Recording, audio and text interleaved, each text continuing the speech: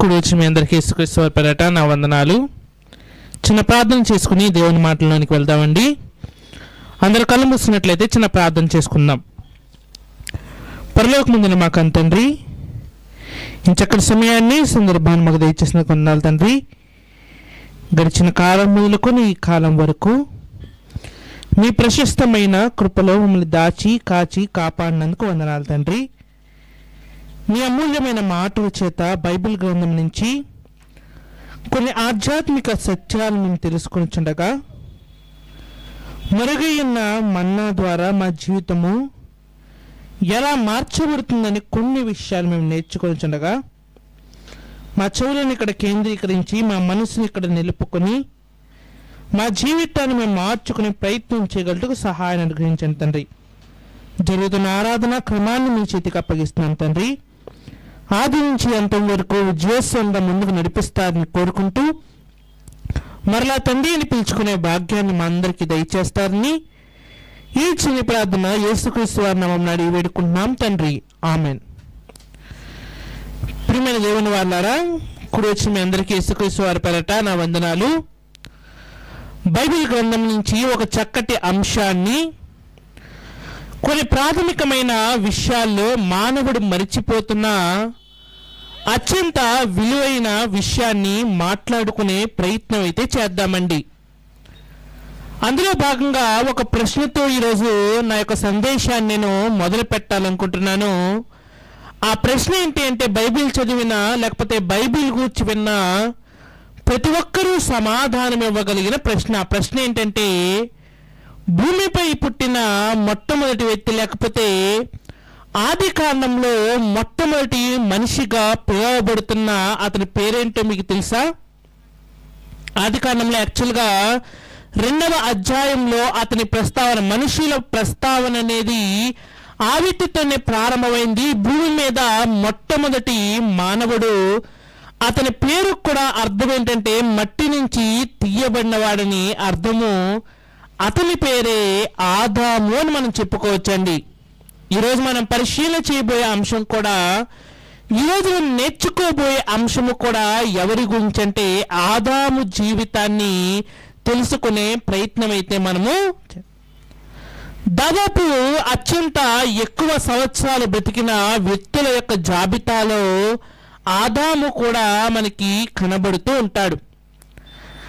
మరి ముఖ్యంగా ఆదాము ఎవరు అంటే నేను చెబుతాను, భూమి మీదే మొట్టమొదటి సంపన్నమైన వ్యక్తి. అతనికి ఎంత ఆస్తి ఉందనే విషయము ఎవరికి కూడా ఈ రోజు అంటే మనం లెక్కలు వేసుకుని పళ్ళ వ్యక్తికి ఇంత ఉంది అని మనం మాట్లాడుకుంటున్నాం. కానీ ఆదాము పుట్టే టైంకి భూమి మీద హక్కుదారు లేని వ్యక్తి లేకపోతే భూస్వాములు అనేవారు కానీ ఎవరు కూడా, ఈ భూమి అంతా అతనిదే, ఈ వృక్షాలన్నీ అతనివే, జంతు సంపదంతా అతనిదే, ఆకాశం అంతా అతనిదే. చెప్పాలి అంటే ఆరిన నేల మీద కనబడుతున్న ప్రతి ఒక్కరిది ఎవరి హక్కుదారులు అంటే ఆదామని మనము, మొట్టమొదటి మనిషి, మొట్టమొదటి తండ్రి, మొట్టమొదటి మరి భర్త అని మనం చెప్పుకోవచ్చు. అదేవిధంగా ఈరోజు ప్రాచీన కాలం నుంచి మనుషులకు అలవాటైన ఒకానొక వృత్తైన వ్యవసాయాన్ని మొదలుపెట్టింది కూడా ఎవరంటే ఆదామని మనము. ఆదాము చాలా విషయాల్లో ముందున్నాడండి. ఆదాము చెప్పాలి అంటే అతని జీవితానికి రికార్డులు ఇవ్వాలనుకుంటే చాలా రికార్డులు అనేవి అతని జీవితానికి వస్తాయి. మొట్టమొదటి మనిషిని మనం చెప్పుకోవచ్చు, మొట్టమొదటి ఒక మగజాతికి సంబంధించిన వాడిని చెప్పుకోవచ్చు. ఆదాము పేరు మీద బైబిల్లో మనం ఆలోచించగలిగితే అతనికి ఇవ్వబడిన పేరు ఏంటంటే ప్రథముడు, మొదటి మనిషి, అన్ని విషయాల్లోనూ మొదటిగా ఉన్న. చెప్పాలంటే ఆదాము జీవితానికి పెద్ద కొద్ది ఏది కూడా, మనం తెలుగు భాషలో చెబుతూ ఉంటాం కదా, మకుటం లేని మహారాజు అంటే కిరీటం లేదంట, కానీ అతను ఎవరంటే అతను కూడా మహారాజే అని చెబుతూ ఉంటాం కదా. ఆదాము పరిస్థితి కూడా ఏంటంటే అతను కూడా ఎవరంటే మకుటం లేని మహారాజు ఎందుకు ఈ మాట చెబుతున్నానంటే అతని ఆహారానికి కొదువు లేదు, నీళ్లకు కొదువు లేదు, ఉండడానికి కొదువు లేదు. పోనీ ఇన్నున్న శరీరం ఏమన్నా ఇబ్బంది పడుతుందంటే అసలు ఆదాము కాలానికి శరీర బలహీనతలే కాదు కదా, శరీర రోగాలనేవి కూడా. మరొక మంచి మాట చెప్పాలి అంటే అసలు ఆదాము కాలంలో మనిషి శరీరానికి చెమట పట్టే అవసరం కూడా ఎంతో గొప్ప మరి ప్రారంభం అనేది ఆదాము జీవితానికి కనబడుతూ ఉంటుంది. చెప్పాలి అంటే ఆది కాండంలో ఆ ఆది కాలంలో బైబిల్ యొక్క గాథను ముందుకు తీసుకువెళ్ళడానికి దేవుడు పుట్టించిన ఒకే ఒక్క మానవుడు ఎవరు అంటే ఆదాము. కానీ ఈరోజు మన అంశం ఏంటి అంటే ఒక చక్కటి ప్రశ్నతో ప్రారంభించుకుందామండి. ఒక చక్కటి ప్రశ్న నేను వేస్తానది ఏంటంటే ఆదామునకు అవసరమైనది ఏమిటి? ఇన్ని ఉన్నాయి కదా, చుట్టుపక్కల అన్నీ ఉన్నాయి, అతనికి కావలసినవన్నీ ఉన్నాయి, అతను కొద్దివేది లేదు. మరలా మనం బైబిల్ని అడిగితే బైబిల్ అంటుంది ఆదాముకు అవసరమైనది ఒకటి. అసలు ఆదాము ఎలా జన్మించాడు, అతని యొక్క ప్రారంభం ఏ విధంగా జరిగింది, బైబిల్లో అతని ప్రారంభాన్ని మనం చదవగలిగితే కొన్ని చక్కటి మాటలనేవి మనకు కనబడుతున్నాయి. చూడగలిగితే ఆది కాండము 2వ అధ్యాయము 6వ వచనం నుంచి చదువుకునే ప్రయత్నం అయితే మనం చేద్దామండి. చూడగలిగితే ఆది కాండము 2వ అధ్యాయము 6వ వచనం నుంచి మనం చదవగలిగితే ఏమంటున్నాడో చూద్దామండి. అయితే ఆవిరి భూమి నుండి లేచి నేల అంతటినీ తడిపెను. దేవుడైన యెహోవా నేల మంటితో నరుని నిర్మించి వాని నాసికారంధ్రములో జీవవాయువు ఊదగా నరుడు జీవాత్మాయను.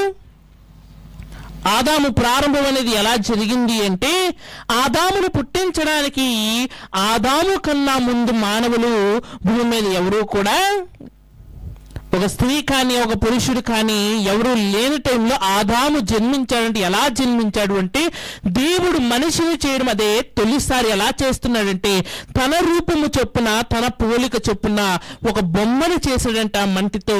ఆ మంటి బొమ్మలోనికి ఏం ఊదాడంటే తనదైన వాయువుని ఊది దానికి ఏమి ఇచ్చాడంటే జీవించగలిగే శక్తి, జీవించగలిగే ఆత్మను ఆ యొక్క మట్టి బొమ్మకు. అందుకే ఆదాము అంటే అర్థం ఏమిటి అంటే మట్టి నుండి తీయబడిన వాడి అర్థము. ఆదాము జన్మస్థలం ఎక్కడ, ఆదాము పుట్టిన స్థలం ఎక్కడ, అతని బర్త్ సర్టిఫికెట్ మనం చూస్తే ఒక హాస్పిటల్ పేరు ఉండదంటే మరి ఏముంటుందంటే మట్టిలో నుంచి వచ్చాడు. మట్టిలో నుంచి ఒక మట్టి బొమ్మగా వచ్చిన అతనికి కదలడానికి, మాట్లాడడానికి, ఆలోచించడానికి శక్తి ఎవరిచ్చారంటే దేవుడు ఇచ్చాడంటే. ఎలా ఇచ్చాడంటే అతనికి జీవింపచేసే ఆత్మను, జీవింపచేసే ఆత్మ ఇచ్చి అతను ఎక్కడ పెట్టాడంటే అతని అడ్రస్ ఏంటి అంటే అతను ఉండే స్థలం ఏది అంటే కింద మాటలు మనం చదివితే మనకు కనబడుతుంది. 8-9 వచనాలు మనం చదవగలిగితే ఏమంటున్నాడంటే దేవుడైన యెహోవా తూర్పున ఏదెనులో ఒక తోట వేసి తాను నిర్మించిన నరుని దానిలో ఉంచెను. మరియు దేవుడైన యెహోవా చూపునకు రమ్యమైనదియు ఆహారమునకు మంచిదియునైన ప్రతి వృక్షమును ఆ తోట మధ్యను జీవ వృక్షమును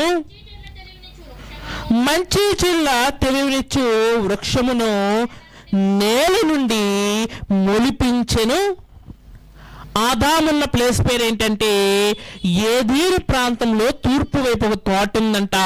ఆ తోటకున్న స్పెషాలిటీ ఏమిటంటే అన్ని చెట్లు, భూమి మీద అన్ని తినదగిన చెట్లన్నీ కూడా ఆ తోటలో.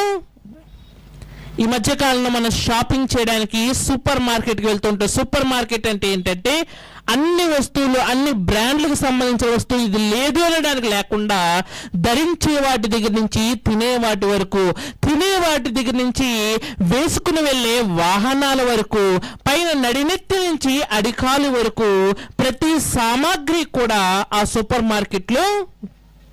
అందుకే అక్కడికి వెళ్ళడానికి మనం ఇష్టపడుతూ ఉంటాము. ఆ సూపర్ మార్కెట్ కూడా ఎలా ఉంటుందంటే అంతస్తులుగా ఉంటూ ఉంటుంది. ప్రతి ఫ్లోర్కి కూడా ఒక ట్యాగ్ ఉంటుంది. ఇక్కడ చిన్నపిల్లలకు సంబంధించిన వస్తువులు, ఇక్కడ పెద్దవారికి సంబంధించిన వస్తువులు, ఇక్కడ తినడానికి ఉండే వస్తువులు, ఇక్కడ పని చేయడానికి ఉపయోగపడే వస్తువులు. ఏ దీనిలో దేవుడు వేసిన తోట కూడా ఎలా ఉంది అంటే ఒక సూపర్ మార్కెట్ లా ఉందంట. తినడానికి తగిన ప్రతి వృక్షము కూడా అందులో. అదే కాదండి, ఇంకేమున్నాయంటే 2 ప్రత్యేకమైన చెట్లు కూడా ఉన్నాయంట. అందులో మొట్టమొదటిది జీవ వృక్షం అంట. రెండవది ఏంటి అంటే మంచి చెడుల తెలివినిచ్చు వృక్షము. అతనికి జంతువులు ఏమన్నా కొద్ది ఉన్నాయా అంటే ఈరోజు భారతదేశంలో కొన్ని జంతువులకు కరువు వచ్చిందంటే అందుకే వాటిని ఏమంటున్నామంటే అంతరించిపోయే జంతువులని పేరు పెట్టి వాటిని చాలా భద్రంగా మనం చూసుకుంటూ ఉంటాము. కానీ నిజానికి ఆదాము కాలంలో అన్నీ ఉన్నాయి, కానీ అంతరించిపోయేవేవి కూడా, ఇంకా మనం చూడని జంతువులు, ఇంకా మనం తినని వృక్షాలు, ఇంకా మనము చూడని ప్రకృతిలో అనేక ప్రదేశాలు ఎవరికి అవైలబుల్గా ఉన్నాయంటే ఆదాము చూడనివి అనేకమైనవి, ఆదాము చూసినవి ఈరోజు మనం చూడనివి అనేకమైనవి ఈరోజు మన బ్రతుకులో. ఈరోజు చాలా జంతువులు అంతరించిపోయాయని వాటి అవశేషాలు దొరికినప్పుడు శాస్త్రవేత్తలు వాటి బొమ్మలు తయారు చేసి ఇది ఇలా ఉండేది కొన్ని వేల సంవత్సరాల ముందు ఇది ఇలా బ్రతికిందని ఈరోజు అంతరించిపోయిన వాటి కోసం మనం మాట్లాడుకుంటున్నాం. కానీ ఆదాము జన్మించే టైంకి భూమి మీద జంతువులన్నీ కూడా ఆయన పేరు పెడుతున్నప్పుడు అలాంటి జంతువులు ఈరోజు మనం కూడా ఈరోజు చూసనేది. ఆదాము ఎవరు అంటే ఈ మాటను బట్టి మనకు అర్థమవుతుంది. ఆదాము ఒక సంపన్నుడు. ఎంత సంపన్నుడు అంటే అతని దగ్గర లేనిదంటూ ఏది కూడా, అతను తినే విషయంలో ఆలోచిస్తే అది ఏదేరు తోటే తినడానికి ఎలా ఉందంటే పెద్ద సూపర్ మార్కెట్ లో ఉందంట. అక్కడ లేని వస్తువు ఏమీ లేదు. మరి అతను చూడని ప్రదేశాలు ఏమన్నా ఉన్నాయంటే ఆదాముకు తెలియని ప్రదేశాలు కూడా ఏది, చాలా సంపన్నుడు, అన్నీ కలిగినవాడు, చాలా ఉన్నతమైన స్థాయిలో ఉన్నవాడు. మరి అలాంటి ఆదాముకు అవసరమైనది ఏమిటి? అన్నీ ఉన్నాయి కదా. దేవుడు అంటున్నాడు ఏదేను తోటలో అంట సకల విధములైన వృక్షాలు ఉన్నాయంట, సకల విధములైన జంతువులు ఉన్నాయంట, సకల విధములైన పక్షులు ఉన్నాయంట, సకల విధములైన నీటిలో మరి చరించే మత్స్యములు ఉన్నాయంట. మరి ఆదాముకు కొదువై ఉన్నదేంటి? ఆదామునకు అవసరమైనది ఏమిటి? అది ఆదాముకే అవసరమైతే, అన్నీ ఉన్న ఆదాముకే అవసరమైతే ఈరోజు ఏవీ లేని మన జీవితాలకు అవసరం కాదండి. ఇదేంటో తెలుసా? అత్యవసరము. అత్యవసరం అనే మాట ఎక్కడ వాడతామంటే అది లేకపోతే మనిషి బ్రతకడని ఒక ప్రదేశంలో మనం మాట్లాడుతూ ఉంటాం. అత్యవసర సేవ అంటూ ఉంటాం. అత్యవసర సేవ జరిగించకపోతే మనిషి చనిపోయే అవకాశం అనేది, ఒక ఐసీయూ అని మనం చెబుతూ ఉంటాం, ఇంటెన్సివ్ కేర్ యూనిట్, అనగా అత్యవసరమైన సహాయం అందాలి. ఐసీయూలో ఉన్న వాడిని రేపు చూద్దాం ఎల్లుండి చూద్దాం అని వాయిదా వేసాం అనుకోండి, లోపల మనిషి బ్రతుకుతాడా? అత్యవసరమైన సేవ అందాలి, అత్యవసరమైన సహాయం అందాలి. ఆదాముది అవసరమైతే ఈరోజు అది మన జీవితాల్లో ఏమవుతుందంటే అత్యవసరమైనదిగా. అన్నీ ఉన్న ఆదాముకది కదువైతే మనకేమవుతుందంటే కరువు అవుతుందండి. ఆదాముది లేకపోయినా బ్రతికాడు అనుకుంటే ఈరోజు మనం లేకపోతే బ్రతకలేని స్థితిగతుల్లో ఈరోజు మన బ్రతుకులనేవి. ఆలోచిద్దామండి, అన్నీ ఉన్న ఆదాముకు కొదువై ఉన్న విషయం ఏమిటి? అన్నీ ఉన్న ఆదాముకు అవసరమైన విషయం ఏమిటి? ఆలోచించే ప్రయత్నం అయితే చేద్దాము. ఆదాము మిస్ చేసుకున్నదేంటి?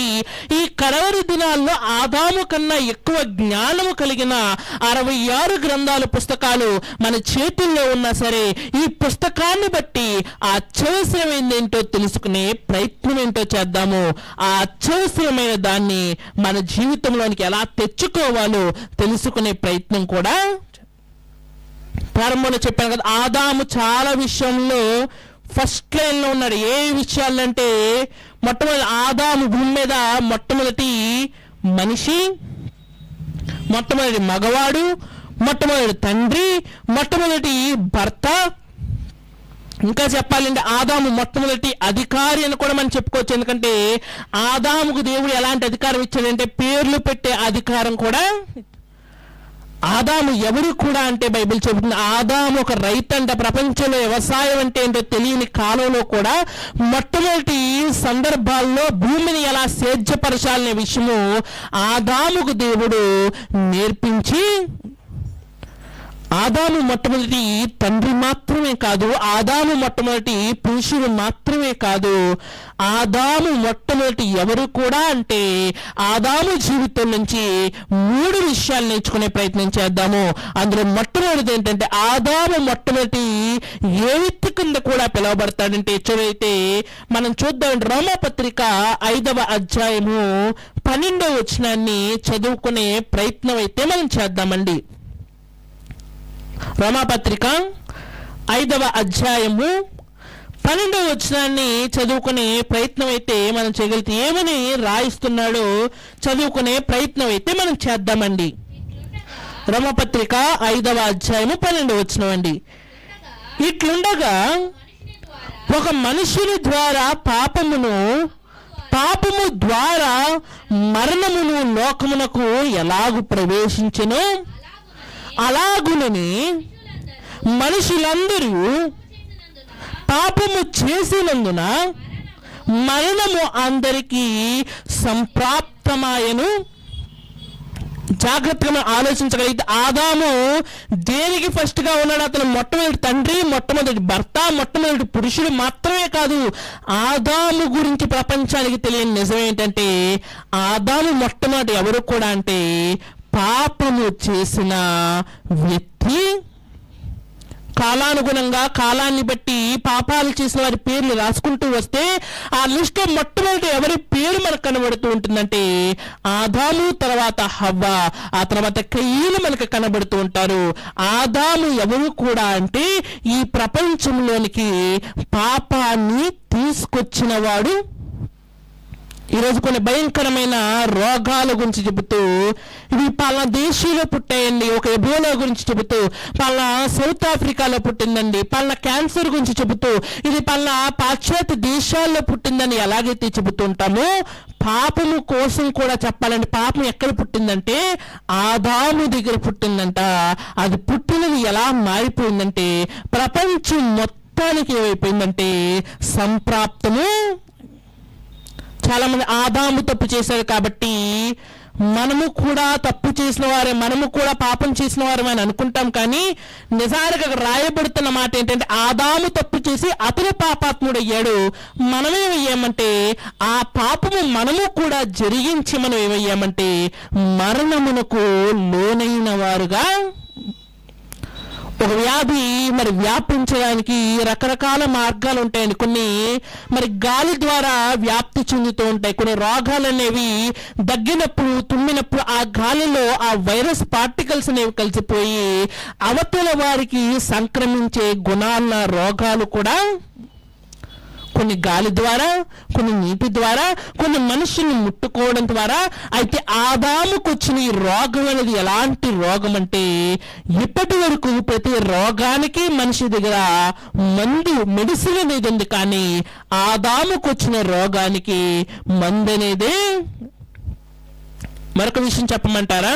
ప్రపంచంలో ఎంత భయంకరమైన రోగమైనా, ఎంత తీవ్రమైన రోగమైనా ఒక 10 సంవత్సరాలు ఎప్పుడో ఒకప్పుడు బయటపడుతుంది. కానీ పాపం అనే రోగం ఎలాంటిదంటే నువ్వు చచ్చేంత వరకు కూడా అది నీలో ఉందనే విషయము నీకు నమ్మశక్యం కానట్టుగానే.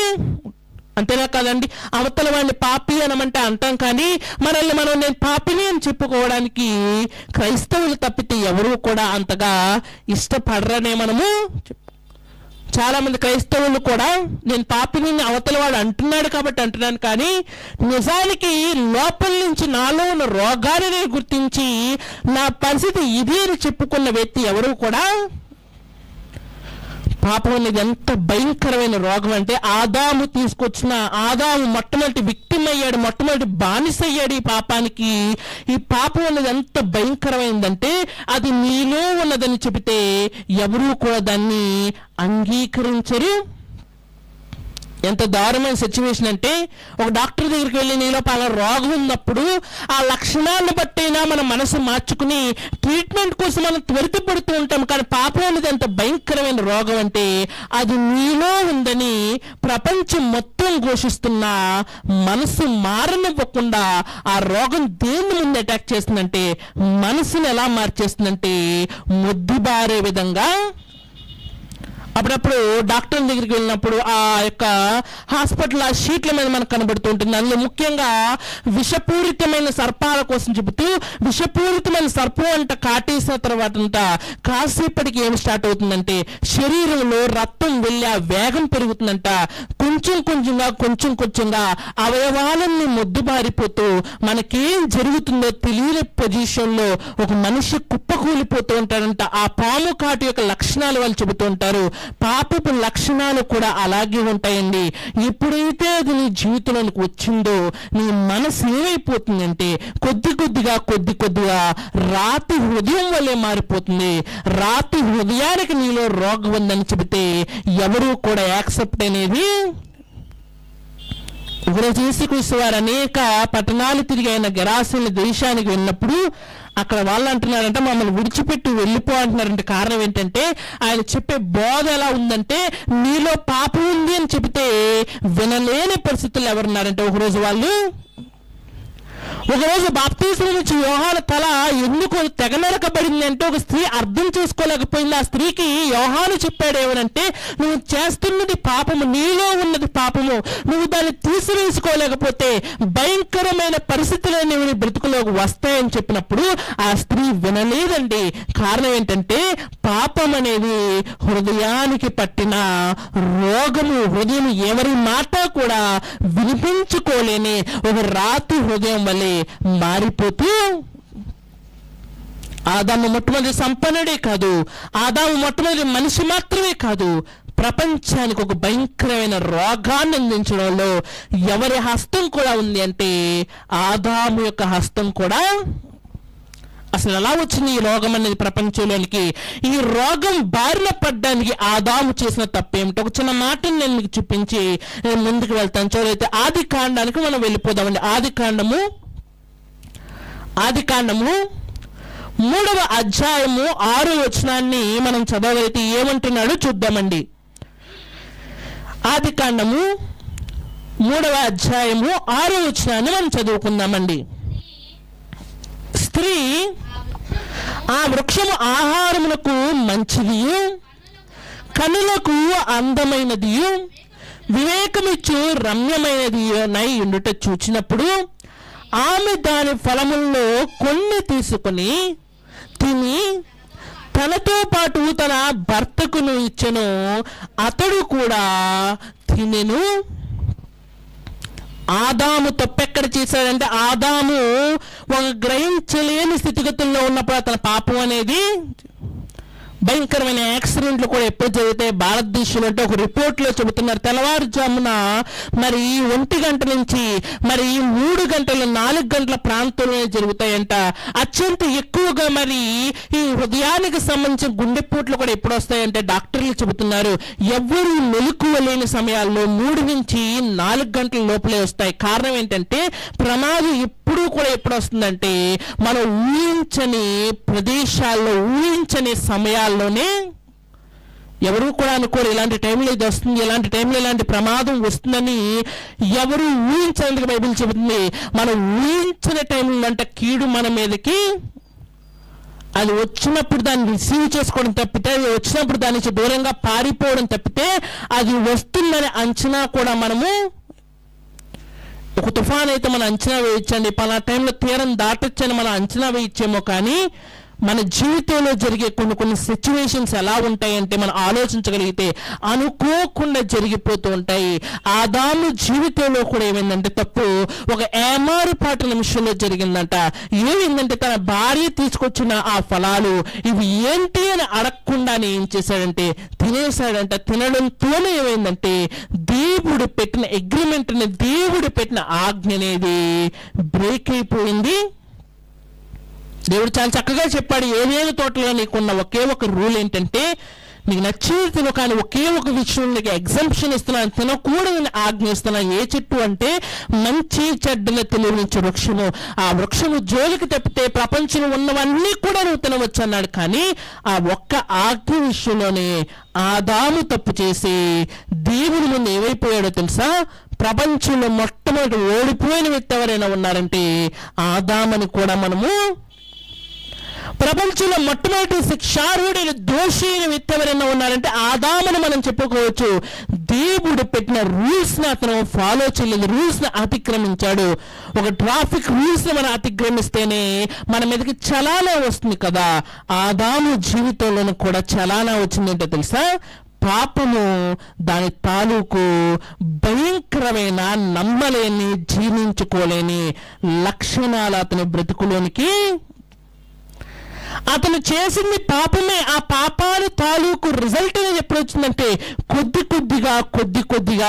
కొద్దిగా అతని జీవితంలో ప్రారంభమయ్యాయి. అతని జీవితంలో పాపపు తాలూకు లక్షణాలు ఎలా ఉంటాయో కొద్ది రోజుల్లోనే అతను ఎక్స్పీరియన్స్ చేయడం అనేది మొదలుపెట్టి 3 విషయాలు చెబుతాను. అందులో మొట్టమొదటి విషయం ఏంటంటే, ఇప్పటి వరకు మనం మాట్లాడుకున్నది, మొట్టమొదటి ప్రపంచానికి పాపం పరిచయం చేసిన వ్యక్తి ఎవరు అంటే ఆదాము అని మనం చెప్పుకోవచ్చు. రెండవ విషయం ఏంటో చెప్పమంటారా? పాపాన్నే కాదు, పాపపు తాలూకు శిక్ష, దాని యొక్క మరి చివరి స్థితిగతులను కూడా ప్రపంచానికి పరిచయం చేసిన లిస్టులో ఎవరున్నారంటే ఆదామే మొట్టమొదటి లిస్టులో. ఆదాం అనుకున్నాడు, పండు తినేశాను, వెళ్ళి దాక్కున్నాను, అంతా అయిపోయింది, దేవుడు క్షమించేస్తాడు అనుకున్నాడు. కానీ పాపము యొక్క లక్షణాలు అనేవి, పాపపు యొక్క ఆ శిక్షకు సంబంధించిన కొన్ని లక్షణాలు అనేవి ఇంకా అతని బ్రతుకులోనే. గాయం జరిగిన తర్వాత గాయం తాలూకు మచ్చలనేవి ఎలాగైతే శరీరం మీద ఉండిపోతూ ఉంటాయో, పాపము చేసేసానని అతను అనుకుంటున్నాడు. కానీ ఆ పాపపు తాలూకు మచ్చలనేవి ఇంకా ఎక్కడున్నాయంటే ఆదాము జీవితంలో. ఏంటవి? అతను దాన్ని ఎలా భరించాడు? ఆదాము జీవితంలో అతను తన పాపము విషయంలో అసలు ఏం చేసి ఎంత భయంకరమైన స్థితిగతులకు వచ్చాడంటే ఒక చిన్న మాటను మీకు చూపిస్తాను. ఆదాము తప్పు చేయడమే మనం అనుకుంటున్నాం, కానీ తప్పు మీద తప్పు ఎలా చేశాడో బైబిల్ చెబుతుంది. చూడైతే యోబు గ్రంథానికి మనం వెళ్ళిపోదామండి. యోబు గ్రంథము 31వ అధ్యాయము 33, 34 వచనాలను మనం చదువుకునే ప్రయత్నం అయితే చేద్దామండి. యోబు గ్రంథము 31వ అధ్యాయము 33, 34 వచనాలు మనం చదువుకుందామండి. ఏమంటున్నాడు చూద్దామండి.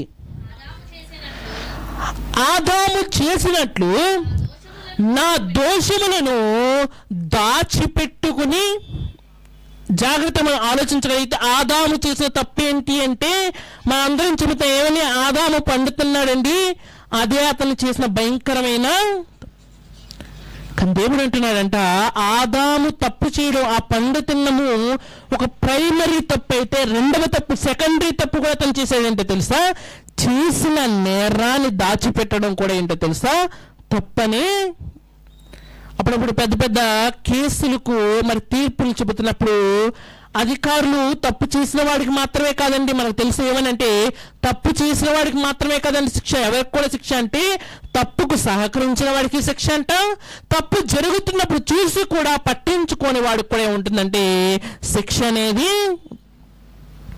మన భారతదేశంలో అనేక సార్లు తీవ్రవాదుల దాడులు జరిగినప్పుడు ముంబైలో మరి తాజ్ హోటల్లో తీవ్రవాదుల లిస్టులో మరి కసబ్ అనే ఒక వ్యక్తి దొరికినప్పుడు అతనికి శిక్ష వేస్తున్నప్పుడు ప్రభుత్వం ఎవరికి కూడా శిక్ష విధించిందో తెలుసా?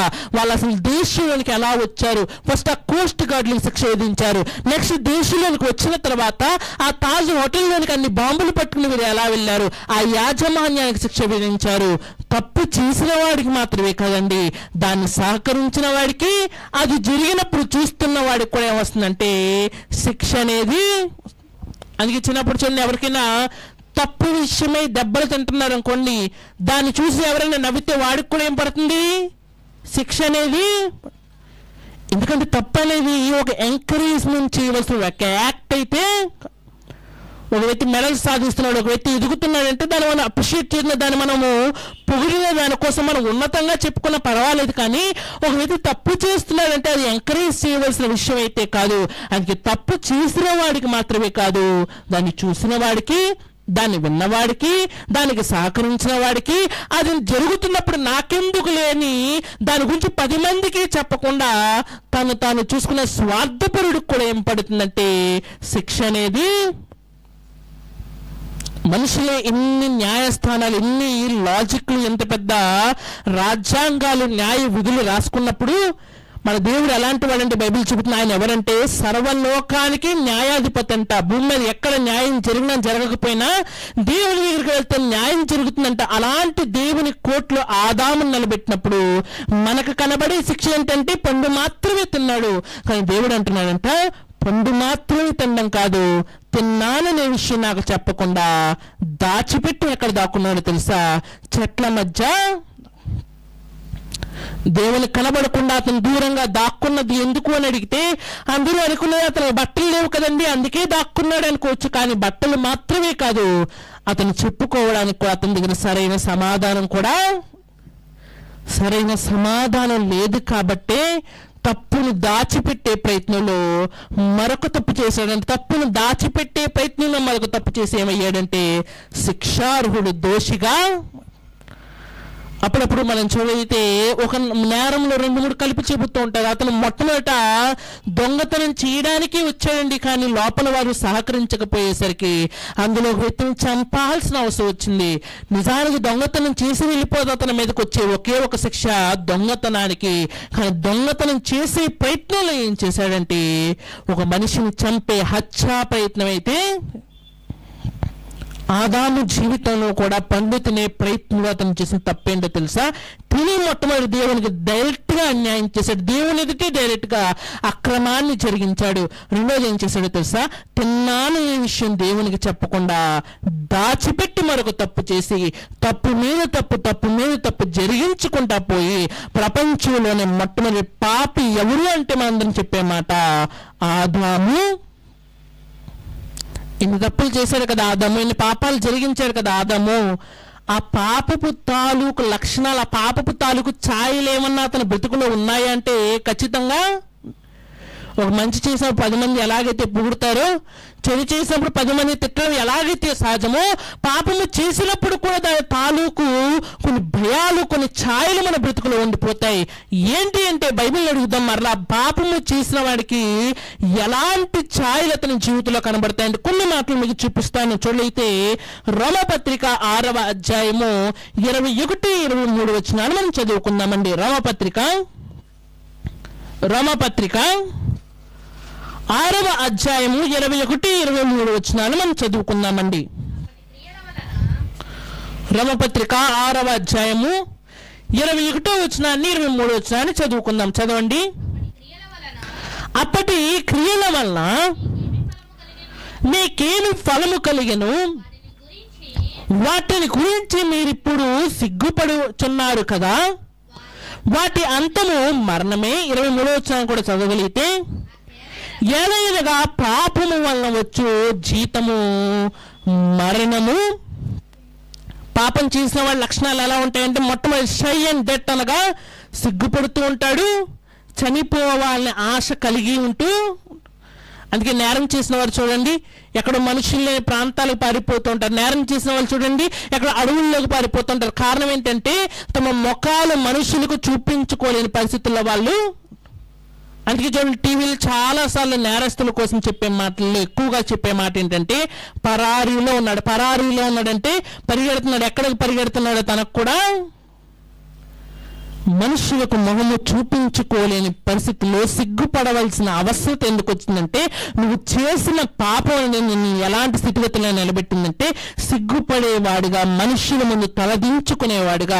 అందుకే నేరస్తులు కూడా మనం చూడైతే టీవీలో ముఖం చూపించడానికి మామూలుగా ఫోటో తీసుకుంటే ముఖం అందంగా కనబడని నిల్చునే మనమే తప్పు చేస్తే ముఖం కనబడకూడదని ముఖానికి చేతులు అడ్డు పెట్టుకుని ముఖానికి ముసుగు వేసుకుని నిలబడుతూ ఉంటారు. కారణం ఏంటంటే పాపం చేసిన వాడు ఏం ఫీల్ అవుతూ ఉంటాడంటే సిగ్గుపడుతూ. సిగ్గుపడ్డమే కాదండి, బైబిల్ చెబుతుంది వాడు సిగ్గుపడ్డమే కాదు, వాడి జీవితంలోకి ఏమొస్తుందంటే వాడి పాపం వాడికి తెలియకనే, పాపము చేస్తే వాడికి బెనిఫిట్ వచ్చిందేమో కానీ వాడికి తెలియకుండానే వచ్చే బెనిఫిట్ ఏంటంటే పాపము వల్ల వచ్చే జీవితము మరణము. ఒక ఏటీఎం దొంగతనం చేస్తున్నప్పుడు ఆలోచించనండి, లోపల 20 లక్షలు ఉన్నాయి 50 లక్షలు ఉన్నాయని మాత్రమే చూసుకుని అవి వచ్చిన అవే లాభం అనుకుంటారు. కానీ వారికి తెలియని విషయం ఏంటంటే పైనుంచి ఒక మూల నుంచి రికార్డ్ చేస్తున్న దాంట్లో వారి ఫేస్ కనబడుతూ ఉంటుంది. దొరకగానే వారికి తెలియకుండానే వారి జీవితంలోనికి ఏమొస్తుందంటే ఒక 5 సంవత్సరాలు 6 సంవత్సరాలు కొన్ని భయంకరమైన సిచ్యువేషన్లో యావజ్జీవ కారాగార శిక్ష కూడా పడుతూ ఉంటుంది. కారణం ఏంటంటే వారు చేసిన తప్పు వారిని ఊరికనే, మనం వేసిన చెట్టన్న ఒక్కొక్కసారి మనకి ప్రతిఫలం ఇవ్వకపోవచ్చేమో, కానీ పాపం చేసిన ప్రతి ఒక్కరికి ఇప్పుడు కాకపోయినా ఎప్పుడో ఒకప్పటికి ఏమొస్తుందంటే బైబిల్ చెబుతుంది పాపము వల్ల వచ్చి జీతము మరణం. అది రావడం లేట్ అవ్వచ్చేమో కానీ ఏదో ఒక రోజు మరణం అనేది నీ బ్రతుకులోనికి. ఆదాము తను తప్పు చేయగానే రెండింటినీ అనుభవించడం మొదలు పెట్టాడండి.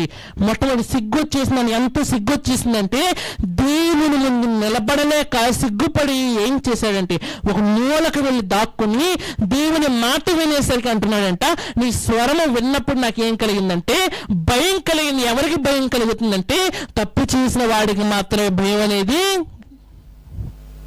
చక్కగా నీ క్వశ్చన్ పేపర్ నీకు ఇచ్చిన దాంట్లో అన్ని ఆన్సర్లు చక్కగా రాసి పాస్ అవుతానని ధైర్యం ఉన్నవాడు మార్కులు చదువుతున్నప్పుడు భయపడ్డండి. అది ఏవి రాయకుండా వచ్చిన వాడు తన మార్కులు 10 మంది ముందు చదువుతారేమో అని సిగ్గుపడి దాచుకుంటూ ఉంటాడు. సిగ్గుపడి తన మార్కులు ఎప్పుడు చదువుతారా అని భయంతో భయపడుతూ ఒక టీచర్ ఇచ్చిన హోంవర్క్ చేసుకుని వెళ్ళిన వాడు చాలా ధైర్యంగా చూపించడానికి ముందుకెళ్తూ ఉంటాడు. చెయ్యని వాడు దాచుకుంటూ ఆ తక్కువ సమయంలో దాన్ని ఎలా కంప్లీట్ చేయాలి, ఆ తక్కువ సమయంలో దాన్ని ఎలా నెరవేర్చాలని భయపడుతూ ఉంటాడు. చిన్న విషయాల్లోనే ఉంది కదా మనం అర్థం చేసుకోవాల్సిన ఆత్మీయ సంగతులు ఒక గంట సేపు ప్రసంగంలో కాదండి, కొన్నిసార్లు మన నిజ జీవితంలోనే కనబడుతూ. పాపం చేసిన వాడు సిగ్గుపడుతూ ఉంటాడు. పాపము చేసిన వాడు దేనికి దగ్గరగా ఉన్నాడంటే బైబిల్ చెబుతుంది మరణానికి దగ్గరగా ఉన్నాడు. ఈరోజు ఆకస్మికంగా రాకపోయినా ఏదో ఒక రోజు అది వాడి బ్రతుకులోనికి. పాపానికి మరికొన్ని లక్షణాలు ఉన్నాయి. అదే బైబిల్ గ్రంథంలో మనం చూడైతే చెబుతున్నాడు. మరికొన్ని లక్షణాలు మనం చూద్దామండి. యోహాను సువార్త 8వ అధ్యాయము 34వ వచనాన్ని కూడా త్వరితముగా మనం చూడైతే ఏమంటున్నాడో చదువుకుందామండి. యోహాను సువార్త 8వ అధ్యాయము 34వ వచనాన్ని మనం చదవగలిగితే ఏమంటున్నాడో చూద్దామండి. అందుకు యేసు పాపము చేయు ప్రతి వాడును పాపమునకు దాసుడని మీతో నిశ్చయముగా చెప్పుచున్నానని. నేను మొట్టమొదటి పాపం చేసేవాడికి ఏమొస్తుంది? సిగ్గు వస్తుంది. ఏదో ఒక రోజు మరణం అనేది కూడా ఖచ్చితంగా. రెండోది యేసుక్రీస్తు వారు చెబుతున్నారంట పాపము చేయు ప్రతి వాడు దేనికి దాసుడంటే పాపమునకు. అది వదలదంట, అది తన జీవితాంతం వెంటాడుతూనే ఉంటుంది, తన జీవితాంతం తనని వెంబడిస్తూనే. దానికి బానిస అయిపోయిన వాడు ఏం చేస్తూ ఉంటాడంటే దాన్ని కోరిక నెరవేర్చడానికి ఏదైనా చేస్తూ. ఒక మద్యం తాగేవాడు దానికి బానిస అయిపోయిన తర్వాత ఆ సమయం రాగానే, రోజు వాళ్ళకు ఒక టైం ఉంటూ ఉంటుందండి, ఆ టైం రాగానే ఎలాగైనా లోపల పుట్టే ఆ యొక్క తన మీద అధికారం చేస్తున్న పాపపు ఆశలు నెరవేర్చడానికి ఏం చేస్తూ ఉంటాడంటే ఇల్లంతా వెతుకుతూ ఉంటాడు. దేనికోసము? చిల్లర కోసం. ఇల్లంతా మరి గాలిస్తూ ఉంటాడు, దొరికిన ప్రతి ఒక్కరిని అడుగుతూ ఉంటాడు. కారణం ఏంటంటే దానికి బానిస అయిపోయాడు కదా. అది చెప్పిన మాట వినకపోతే ఆ రోజు అసలు గడవనట్టే. ఒక పొగ త్రాగే వాళ్ళు చూడండి, ఆ టైం అయిపోగానే చాలా చిచ్చుకొచ్చిన వాళ్ళు కూడా అది పొగ త్రాగే టైం అనుకోండి ఏమంటూ ఉంటారు, తాగకపోతే నోరు లాగేస్తుంది, తాగకపోతే మనసు లాగేస్తుంది, తాగకపోతే ఇక్కడ ఉండలేను, చేతిలో కాళ్ళు ఆడటం లేదు. కారణం ఏమైపోయామంటే దానికి బానిస. షుగర్ వచ్చిన వారు ఎలాగైతే మరి వారి ఇన్సులిన్ ఇవ్వకపోతే వారు ఎలాగైతే చేతిలో కాళ్ళు ఆడవో, ఒక బీపీ ఉన్నవాడికి, ఒక కిడ్నీలో ఫెయిల్ అయిన ఒక వ్యక్తికి డయాలసిస్ జరగకపోతే ఎలాగైతే అతని శరీరం కుదుటం ఉండదో పాపము చేసేవాడికి పాపం ఏమైపోతుంది? నిత్య రోగం అయిపోతుందంట. అది పట్టిన వాడికి అది లేకపోతే ఉండలేని పరిస్థితుల్లో ఒక్కొక్క చోటుని ఎప్పుడు కూడా తన పళ్ళను మరి పదును పెట్టడానికి ఎప్పుడు కూడా దేన్నో దాన్ని కొరుకుతూ ఉంటుంది. దేన్నో దాన్ని ఒక పాము చూడండి ఎప్పటికప్పుడు తన శరీరంలో మరి ఆ పై పొరను వదిలిస్తూ ఉంటుంది. పాపం చేసేవాడు కూడా ఏంటంటే దానికి బానిసైపోయాడు కాబట్టి అది చెప్పే మాట వినాలి, లేకపోతే చావాలి. అందుకే ప్రపంచంలో చాలా మంది చూడగలిగితే వ్యసనాలను వదలలేక లోకాన్నే వదిలేసిన వారు చాలా మంది. ఒక వ్యక్తి అలవాటు చేశాడండి, ఒక వ్యక్తి సరదాగా రమ్మన్నాడండి. సరదా కాస్త ఏమైపోయిందంటే నా జీవితంలో సరదా తీర్చేసినందుకే నేను ఏం చేస్తున్నానంటే ఈ లోకాన్నే విడిచిపెట్టి వెళ్ళిపోతున్నాను. ఈ చాలా మంది మందులు వాడిన, చాలా మంది కోర్సులు వాడిన, చాలా మంది మరి మనుషులు వద్దని మొత్తుకున్నా సరే వినలేక దానికి ఏమైపోతున్నారండి, బానిసలు అయిపోయారు. చెప్పే మాట వినడం తప్పితే వేరే ఆప్షన్ ఏది కూడా. పాపం ఎంత భయంకరమైనది అంటే ఒకసారి నేను బానిసని చేసుకుంది అంటే, ఒకసారి నేను తన దారిలో పెట్టుకుంది అంటే ఆ దారిలోంచి బయటకు రావడము చాలా అది పాపం ఎలాంటిదంటే సులువుగా చిక్కులు పెట్టేదంట. లోపలికి వెళ్ళినవాడు బయటికి ఈజీగా వచ్చేద్దాం మనం అనుకుంటాం, కానీ లోపల చిక్కుబడిన తర్వాత అంట బయటికి రావడము అసాధ్యవతికి. పాపానికి బైబిల్ పెట్టిన ఉదాహరణ అనేక సార్లు నేను చెబుతాను. పాపము దొంగ ఊబి లాంటిదంట. చూడడానికి దారిలాగే కనబడుతుంది కదని అడిగేస్తే కొద్ది కొద్దిగా లోపలికి మునగడం ప్రారంభమవుతావు. బయటకు వచ్చేద్దాం కదా నేను బలవంతుని ఎంత ఎక్కువ గింజుకుంటే అంత లోపలికి వెళ్ళిపోతూ అలా ప్రపంచంలో ఈరోజు పాపపు ఊపిలో పడిపోయి దానికి బానిసలుగా మారిపోయిన వారు లేరా అంటే ఎంతో మంది. పెద్ద పెద్ద పట్టణాల్లోనికి మనం వెళ్ళిపోతే ఆడవాళ్ళు కూడా కాలుస్తున్నారు, ఆడవాళ్ళు కూడా తాగుతున్నారు, ఆడవాళ్ళు కూడా తిరుగుతున్నారు. ఏమైపోయారంటే బానిసలైపోయారు. వారే అనేక మందికి చెప్పి తమ కుటుంబాన్ని కాపాడుకోవాల్సిన వారు. భర్త ఏదైతే చేస్తున్నాడో భార్య కూడా దానికి అలవాటు పడిపోయి తమకు ఊబిలో ఉన్నామనే విషయం తెలియక ఆ ఆనందంలో ఆ మత్తులో తేలుతున్నవారు ఎంతో మంది. మొదటిది అది నీకు సిగ్గును కలిగిస్తుంది, అది నీకు మరణాన్ని ఇస్తుంది. రెండవది నేను బానిసే చేసుకుంటుంది. మూడవది ఏంటో తెలుసు, అత్యంత భయంకరమైనదండి బైబిల్లో మాట. చూడలితే ఏమని చెబుతున్నాడు, మూడవ మాట కూడా నేను చూపిస్తాను. చూడలితే యోహాను గారు రాసిన మొదటి పత్రిక, ఇదే యోహాను గారు రాసిన మొదటి పత్రిక 3వ అధ్యాయము 8వ వచనాన్ని మనం చదువుకుందామండి. యోహాను గారు రాసిన మొదటి పత్రిక 3వ అధ్యాయము 8వ వచనాన్ని చదవలితే ఏమంటున్నాడో చూద్దామండి.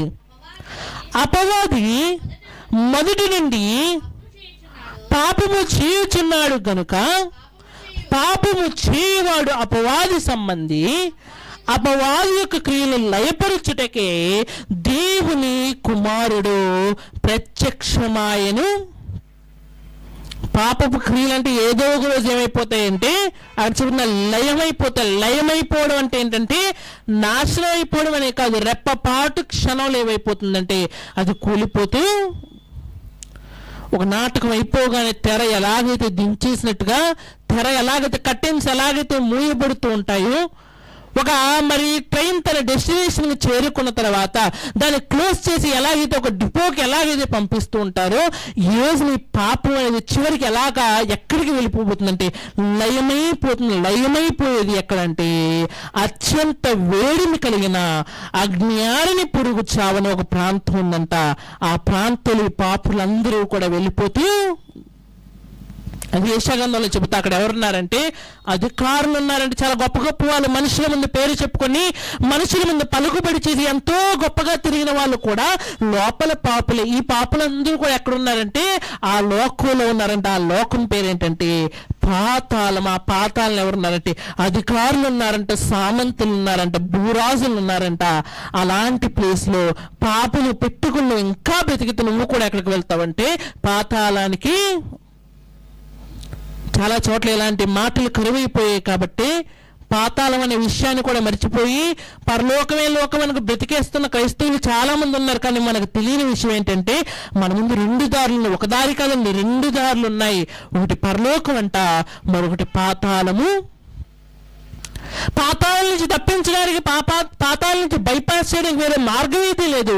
నీ బ్రతుకు మార్చుకుంటే పరలోకి వెళ్తావు, బ్రతుకు మార్చుకోకపోతే పాతాళం వెళ్ళిపోతావు. అలా పాతాళం వెళ్ళిపోయేవారు ఎవరంటే పాపులు. వారి పాపులు పైకి చాలా చక్కగా కనబడుతున్నా లోపల వారు సిగ్గుపడుతూ ఉంటారు, లోపల వారు మరణానికి దగ్గర అవుతూ ఉంటారు, లోపల వారు బానిసలుగా ఉన్నారు. ఈ మాటను బట్టి మనం చదవగలిగితే లోపల వారు ఏమైపోవడానికి రెడీ అయి ఉన్నారంటే నయమైపోవడానికి రెడీగా. దీన్ని బట్టి చూస్తే ఆదాము కూడా అలాంటి పరిస్థితిలో ఉన్నాడంటే లోపల సిగ్గుపడుతున్నాడు, లోపల మరణానికి దగ్గరయ్యాడు, లోపల బానిసగా బ్రతుకుతున్నాడు, లోపల లయమైపోవడానికి రెడీగా ఉన్న నిజవతను తెలుసుకున్నప్పుడు ఆదాముకు కూడా అవసరమైనది ఒకటి ఖచ్చితంగా.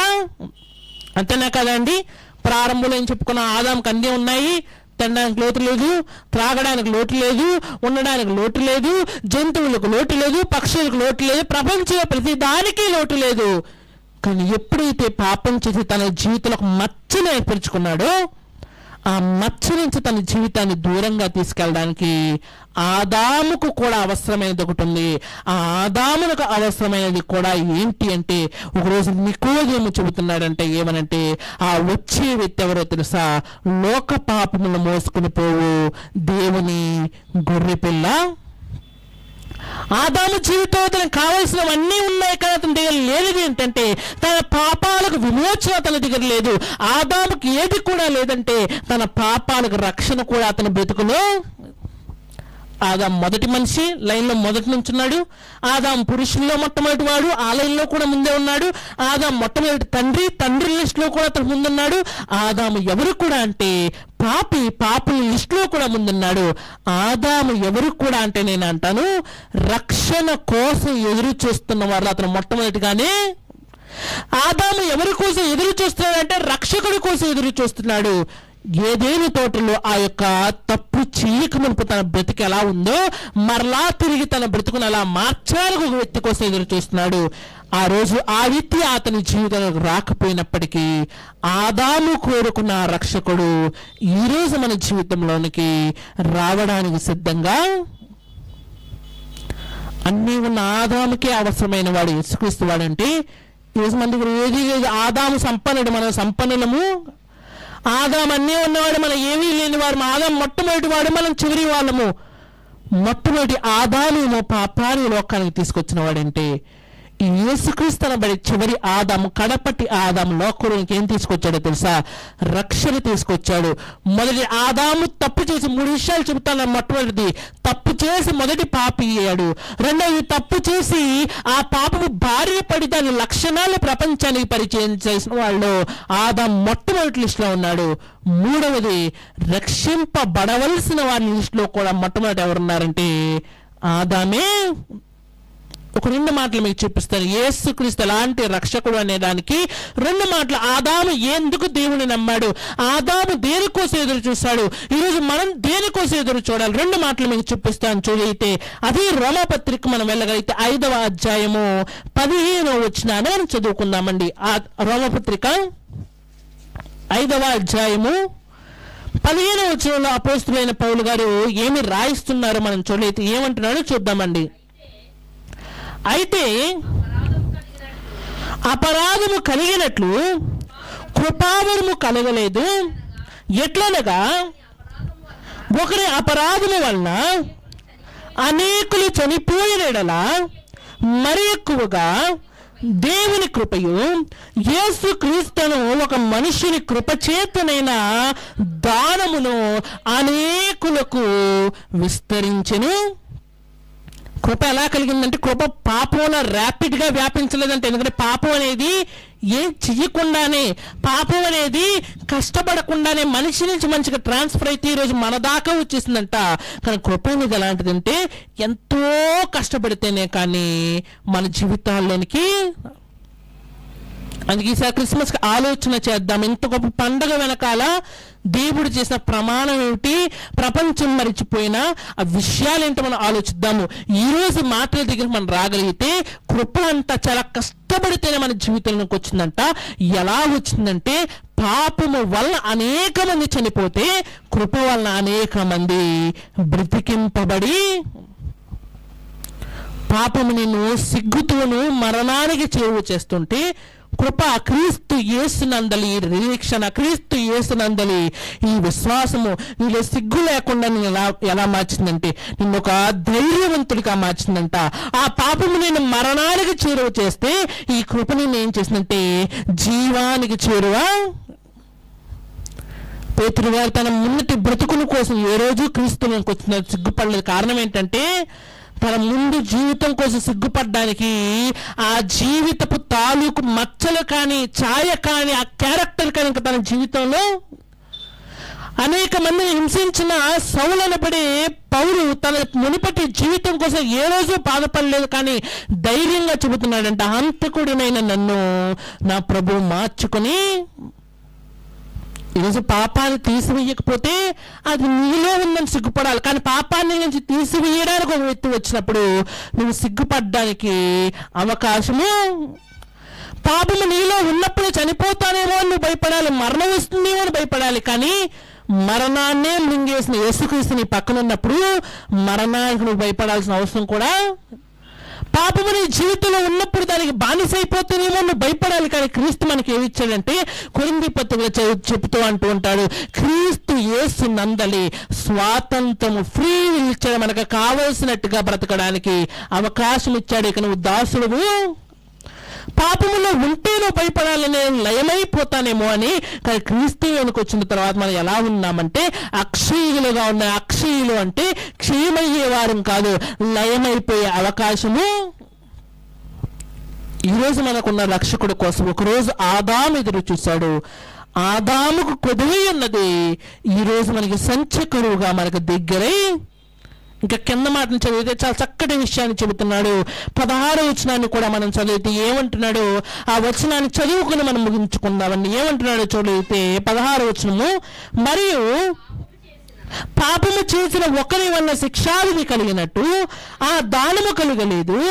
ఎలయనగా తీర్పు ఒక అపరాధ మూలముగా వచ్చినది, శిక్షావిధికి కారణమాయను. కృపావరమైతే అనేకములైన అపరాధముల మూలముగా వచ్చినదై మనుషుల నీతిమంతులుగా తీర్చబడుటకు కారణము. ఇంటికి వెళ్ళిన తర్వాత ఒకసారి ప్యాసేజ్ అంతా యొక్క అధ్యాయం అంతా చదవగలిగితే మొదటి ఆదాము లోకంలోనికి సిగ్గుమాలిన తలదించుకునే మరణకరమైన పాపాన్ని తీసుకొచ్చినప్పుడు ఈ కడపటి ఆదాము ఏం చేశాడంటే తన ప్రాణాన్ని సైతం పణంగా పెట్టి ధైర్యము కలిగిన జీవితాలు. బైబిల్లో చెబుతూ ఉంటాడు కదా, మనకి ఇవ్వబడిన పేరు ఎలాంటి పేరు అంటే శ్రేష్టమైన పేరు, సిగ్గుపడే పేరు కాదండి, శ్రేష్టమైన పేరు, శ్రేష్టమైన ఆత్మ, శ్రేష్టమైన బోధన మనకి ఇచ్చి రోజు మనల్ని ఎలా మార్చాడంటే పాపము నుంచి విముక్తులుగా. మన యొక్క అంశం బట్టి చెప్పాలంటే ఆదాము కంటే అతీతులుగా మనల్ని. నిజానికి రక్షింపబడిన వారి లిస్టులో ఆదాము వెనకొండొచ్చేమో కానీ భూమిని ముందంట. కారణం ఏంటంటే ఆదాము కాలంలో యేసు లేడు, కానీ ఈరోజు మన కాలం యేసు లేకపోయినా ఆయన బోధలు మనతో. ఆదాముకు తప్పు చేయడం మాత్రమే తెలుసు, తప్పు నుంచి ఒప్పుగా ఎలా మారాలి, ట్రాన్స్ఫర్మేషన్ చెందాలని విషయం అతనికి తెలియదు. కానీ ఈరోజు నీకు తప్పు చేయకూడదనే విషయం తెలుసు, తప్పు చేస్తే దాన్ని క్రీస్తునందు ఎలా క్షమాపణ పొందుకోవాలో తెలుసు, క్షమాపణ పొందుకున్న నీవు మరలా ఆ తప్పు చేయకుండా ఎలా బ్రతకాలో తెలిసినప్పుడు ఇన్ని తెలిసి కూడా తప్పు చేస్తున్నావంటే మనకన్నా దౌర్భాగ్యుడు ఎవరో కూడా. ఆ దొంగ ఊబి తెలుసు కూడా కాలు పెట్టి ఎక్స్పీరియన్స్ చేద్దామని అడిగిపెట్టాం అనుకోండి, ఎక్స్పీరియన్స్ చెప్పడానికి అవకాశం కూడా. ప్రపంచంలో అత్యంత గొప్ప ఎక్స్పెరిమెంట్ ఏంటి అంటే సైనైడ్, అనగా ప్రపంచంలో అత్యంత విషపూరితమైన విషయాన్ని టేస్ట్ ఎలా ఉంటుందో చెబుదామని చెప్పి ఒక శాస్త్రవేత్త 2 పేపర్లు పెట్టుకోవడానికి చేతిలో, ఒక సైడ్ ఉప్పగా ఉంటుంది, ఇంకో సైడ్ పంచదారలా తీయగా ఉంటుందని పెట్టుకుని ఒక చుక్క నాలుక మీద పెట్టుకుని వెంటనే టేస్ట్ ఉందో తెలియని ఒక దాని మీద టిక్ పెట్టేద్దాం అనుకున్నాడంట. నాలుక మీద ఆ యొక్క చుక్క సైనైడ్ చుక్క పడిన కొద్ది మైక్రో సెకండ్లోనే దాని రియాక్షన్ మెదడుకు చేరుకునేలోగానే తీయగా ఉంటుందా పుల్లగా ఉంటుందో కూడా చెప్పకుండానే వెళ్ళిపోయాడు. కారణం ఏంటంటే అతనికి తెలియదాది సైనైడ్ అని అంటే తెలుసు, అది మనిషిని కొన్ని క్షణాల్లో, కొన్ని రెప్పపాటు క్షణంలో చంపేస్తుందని తెలుసు కూడా మూర్ఖత్వం బట్టి దాన్ని టేస్ట్ ఎలా ఉందో చెప్పాలనుకుని చచ్చిపోయాడంట. ఈరోజు మనం కూడా పాపం ఎంత భయంకరమైందని తెలిసి కూడా తప్పు చేస్తున్నామంటే మనకన్నా దౌర్భాగ్యులు ఎవరు కూడా. ఒకరోజు బిలాము కంటే గాడిదను బట్టి బుద్ధి చెప్పించాడు. గాడిదల కన్నా దౌర్భాగ్యమైన పరిస్థితుల్లో ఉన్నాం కాబట్టి దేవుడే స్వయంగా మాట్లాడుతున్నాడు. అయినా మాట వినకపోతే ఇంతకన్నా దౌర్భాగ్యుడు ఎవరు ఉండరంట. ఇక నిన్ను రక్షించడానికి కూడా అవకాశము. ఆలోచించండి, పాపాన్ని విడలేకపోతున్నావా? దేవుణ్ణి అయితే చాలా ఈజీగా విడిచిపెట్టేసి మనకు నచ్చిన టైంలో దేవుణ్ణి ఆరాధించుకునే వాళ్ళుగా ఉన్నాం. మరి పాపం విషయంలో పాపం ఒక వ్యసనం అయిపోయింది. పాపం మరి పాపంలో ఏముంటాయంటే బైబిల్ అనేక సార్లు చెబుతూ ఉంటాం కదా, నేత్రాశ, శరీరాశ, జీవపు డమ్ము, వీటిని నెరవేర్చుకోవడానికి అయితే పరుగులు పెడతామంట. వాటి నుంచి కాపాడి దేవుని దగ్గరకు రావడానికి మోకాలు సహకరించవు, అరికాలు సహకరించవు, తల సహకరించదు. కారణం ఏంటంటే చెప్పాను కదా, ప్రారంభంలో బానిస అయిపోయిన తర్వాత దాని నుంచి బయటకు రావడం అంత ఈజీ. దేవుని కోసము మన ఊరిలో ఉన్నదానికి వెళ్ళడానికి కష్టపడే మనం ప్రపంచాన్ని చుట్టి రావడానికి చాలా ఆనందపడుతూ ఉంటాము. మనకున్న ఇంట్రెస్టే అదండి. దైవిక విషయాల్లోనేమో దూరంగా ఉంటాము, లోక సంబంధమైన విషయంలో లొక్కని తీసుకుని మరీ దగ్గరగా ఉంటాము. మనకు తెలియని విషయం ఏంటంటే మనం ఇన్ని రోజులు చేసిన ఈ కార్యాలు ఒకరోజు మనం చూసుకున్నప్పుడు మనకి ఎలా ఉంటాయంటే చాలా సిగ్గుకరంగానే. సర్వలోకానికి వెళ్ళి సర్వసృష్టికి స్వార్థ ప్రకటించని ఒక మాట వినబడుతున్నా దాన్ని పట్టించుకొని మనము సర్వలోకాన్ని చుట్టి రావడానికి మాత్రం ఎంతో ఇష్టంగా బయలుదేరుతుంటాము. ఏది శ్రేయస్కరమైనది, ఏది నీ ఆత్మకు మంచిది, ఏది నీ దేవుళ్ళ ముందుకు తీసుకెళ్తుంది, ఎప్పుడైనా ఆలోచించావా? ఒక టికెట్ బుక్ చేసుకున్నప్పుడే ఆలోచిస్తూ ఉంటావు కదా, వెయిటింగ్ లిస్ట్ ఎంత ఉందంటే ఇది బుక్ చేయడం కరెక్టా, బస్సు బుక్ చేయడం కరెక్టా, బేరీజు వేసుకుంటూ ఉంటావు కదా. నీ ప్రయాణం చక్కగా ఉండాలని బేరీజు వేసుకుంటూ ఉంటావు కదా. సమయం అనే ధనం ఖర్చు అయిపోతున్న కొద్ది. స్వార్థ అంటే తర్వాత చేసుకోవచ్చు అని నువ్వు అనుకుంటావు, కానీ తర్వాత నువ్వు కదలడానికి అవకాశం లేని రోజులు వచ్చినప్పుడు దేవుడు అడుగుతాడు, ఎంత సమయం ఇచ్చాను, ఈ సమయం అనే ధనాన్ని ఖర్చు పెట్టుకోవడానికి నీకు ఇచ్చినప్పుడు రెట్టింపు చేసావా? లోకంలో తిరగడానికి, లోకంలో ఉండడానికి, లోకంలో ఆనందించడానికి సమయాన్ని గడిపేశావా? ప్రపంచాన్ని ఈరోజు మనం చూడడానికే మన జీవితం అనుకుంటే ప్రపంచాన్ని ఎంతో బాగా పరిశీలించిన సొలొమోను చెబుతున్నాడు, లోకంలో ఉపయోగపడేది ఏది కూడా. ఆ సొలొమోను గారి తండ్రి అయిన దావీదు అంటే లోకంలో ఉపయోగపడేది ఏదైనా ఉంది అంటే ఆకాశమందు నువ్వు తప్ప ఉపయోగపడేది ఏది కూడా. ప్రపంచాన్ని చూడడానికి ఇష్టపడే నువ్వు ప్రభు వైపు చూడలేకపోతున్నావంటే ఇంకా పాపం నీలో ఉంది. పాపాన్ని తీసివేసుకోవాలనే అనేక మాటలు నువ్వు చెబుతున్నా సరే నీలోని పాపాన్ని తీసివేసుకోలేకపోతున్నావంటే నీకన్నా బద్ధకస్తుడు, నీకన్నా మరి దుర్వ్యాపారస్తుడు, నీకన్నా ఒక సిగ్గుమాల పనివాడు ఎక్కడా కూడా.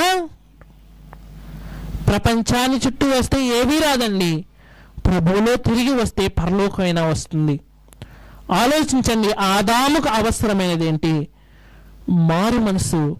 ఒకరోజు అతనికి ఎలా పొందుకోవాలో తెలియదు, కానీ ఈరోజు మనకు మారు మనసు ఎలా పొందుకోవాలో తెలుసు. మారు మనసు పొందుకోవడం తెలిసి కూడా మనసు మార్చుకోకపోతే మనకన్నా అజ్ఞాని ఎవరు కూడా. నిజ పడవ కట్టే సత్తా ఉన్ని కూడా సునామీ వస్తుందని తెలియగానే పడవ కట్టకుండా అంతసేపు కూర్చుని ఏది పడితే దాన్ని పట్టుకుని ఈదుకుంటా వెళ్ళిపోదాం అనుకుంటే వచ్చేది నదో ప్రవాహం కాదండి, సునామీ.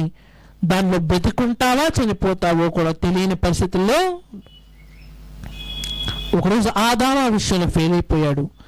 తన బ్రతుకుని, తన కుటుంబాన్ని ఒక మంచి దారిని నడిపించే విషయంలో ఫెయిల్ అయిపోయి ప్రపంచంలోనే మొట్టమొదటి నిస్సహాయ స్థితిలో రక్షకుడి కోసం, రక్షణ కోసం ఎదురు చూసే తరుణంలో అతను ఉండిపోయాడు.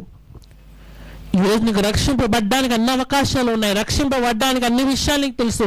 అన్ని విషయాలు తెలుసు కూడా దేవుళ్ళకి రావడానికి ఇంకా నువ్వు వెన్ను చూపిస్తున్నావంటే నీ పరిస్థితి ఏమిటో నీ చేతికి వదిలిపెడుతున్నాను.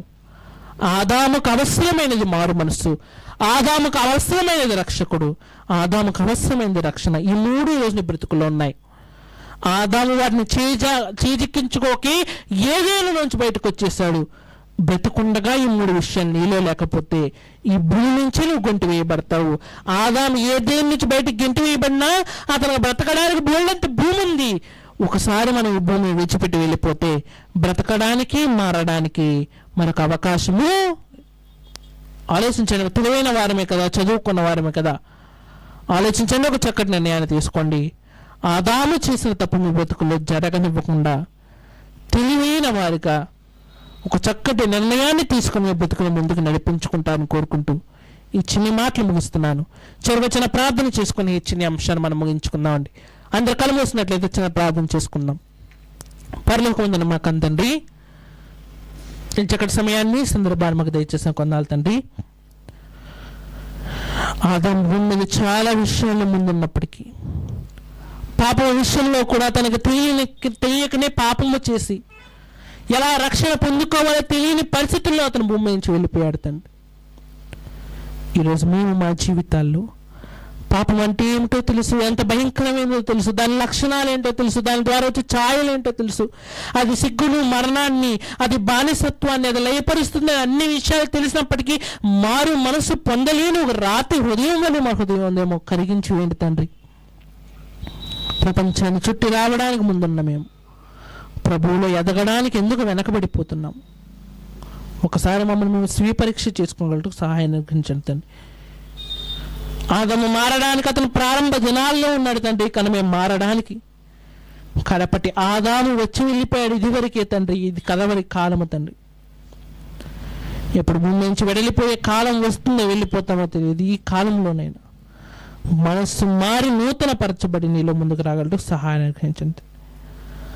ఆదాముకు అవసరమైనది మారు మనసు, రక్షకుడు అని మేము తెలుసుకున్నాం తండ్రి. ఈరోజు మా జీవితాల్లో మాకు అది అవసరం కాదండి, అత్యవసరముగా ఉంది. రక్షింపబడ్డకు, రక్షకుడికి చేరువగలటకు, మారు మనసు పొందుకుంటూ తగిన జ్ఞానమునే, శక్తిని, బలాన్ని మా ముందుకు దయచేస్తారు. ఈ వారంలో జరగబోతున్న ప్రతి కార్యక్రమం మీరుండి నూతన ఉత్సాహంలో, నూతన బలముతో ముందుకు సాగిపోయే భాగ్యం మా అందరికీ దయచేస్తారని కోరుకుంటూ మరలా తొమ్మిది పిలుచుకునే భాగ్యాన్ని మా అందరికీ దయచేస్తారని ఈ చిన్న ప్రార్థన యేసుక్రీస్తు నామమున వేడుకుంటున్నాం తండ్రి. ఆమేన్. చదువుగాని మీ అందరికీ ప్రభుపేట నా వందనాలండి.